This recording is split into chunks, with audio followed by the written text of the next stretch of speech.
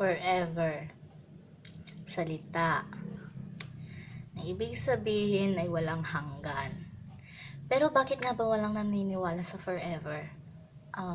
I mean, bakit nga ba sinasabi nilang walang forever? Kasi, una, sa experience, karanasan nila, yung kahit na mag-asawa na sila, naghihiwalay pa. Kasi nga, dahil to sa temptation. Dahil sa mga panira sa buhay. Ganun. Kasi hinahayaan lang natin na masira to. Kaya, nagtatapos o nawawasak agad ang isang relasyon. Dahil hindi tayo matatag, hindi tayo naniniwala sa Diyos na may forever.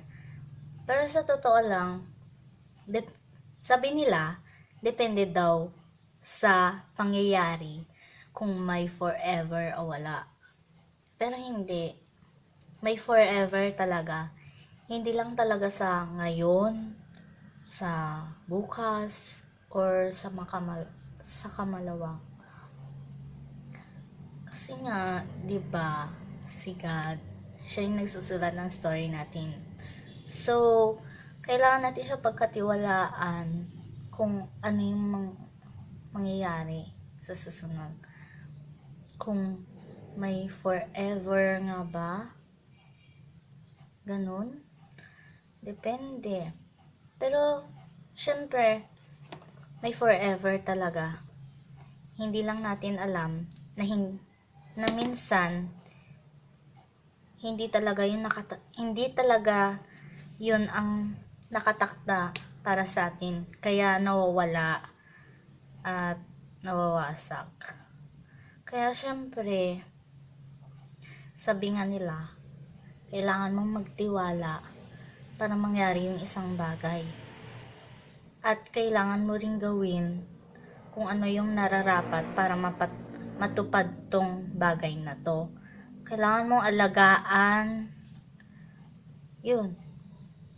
Kailangan mong ingatan, pagtuunan ng pansin, ganun. Hindi lang yung puro, yung sa iba ka nagdedepende.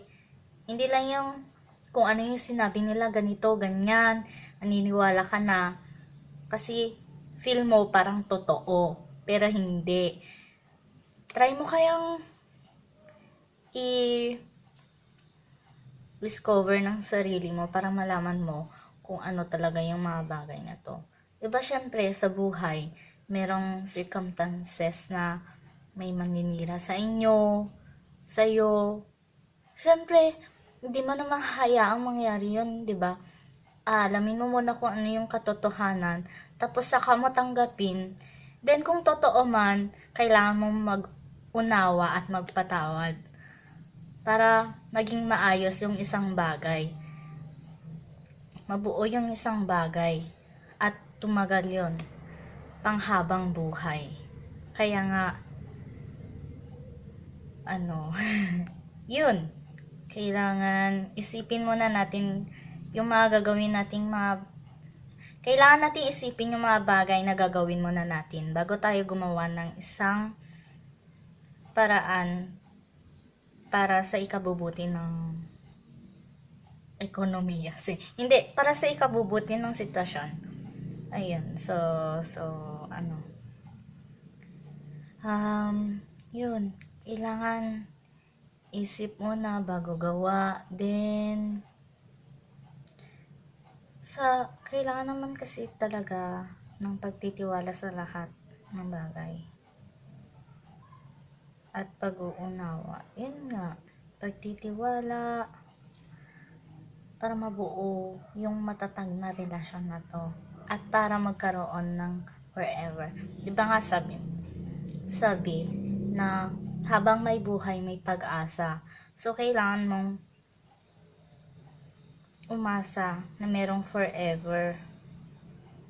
Kailangan mong umasa at naniwala na may forever para mangyari to.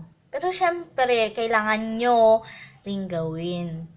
Kailangan yung tatagan yung sarili nyo, yung pagsasamahan nyo para hindi mawasak. Pero totoo talaga may forever.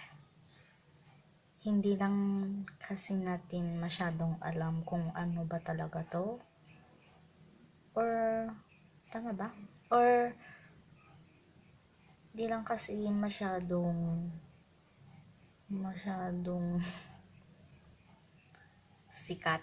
Kasi, sikat, hindi nga is, kasi nga, yung sa mga sabi-sabi, sa mga pelikula, sa panood, yun.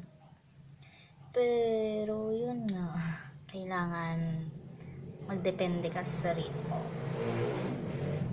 Maging matatag ka para buuin tong forever mo, forever nyo.